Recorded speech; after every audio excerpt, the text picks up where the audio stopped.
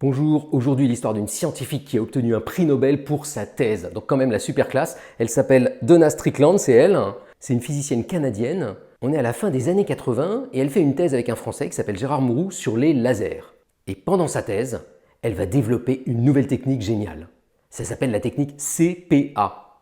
Alors le but du jeu, c'est arriver à faire les lasers les plus puissants au monde. Donc la technique, c'est prendre une petite bouffée de lumière laser, une petite impulsion, et l'amplifier au maximum. Mais quand on fait ça, il y a ce qu'on appelle des effets non linéaires. En gros, votre impulsion, elle devient toute pourrie. Et c'est là que Donna Strickland et Gérard Mourou ont une idée. Au lieu d'essayer d'amplifier leur impulsion, ils vont d'abord l'étaler. Pour ça, ils la font passer dans un réseau optique. Donc l'impulsion qui était toute courte, maintenant, elle devient toute large. Et là, il n'y a plus aucun problème pour l'amplifier, ça ne va pas la déformer. Donc ils y vont, ils l'amplifient.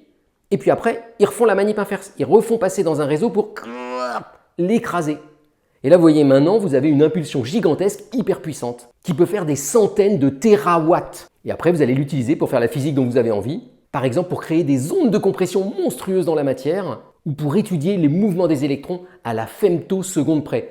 Alors cette histoire, vous pourrez la retrouver parmi d'autres dans un petit dictionnaire des femmes scientifiques écrit par une collègue, Adeline Crépieux, et qui va bien au-delà du champ de la physique. Bonne journée!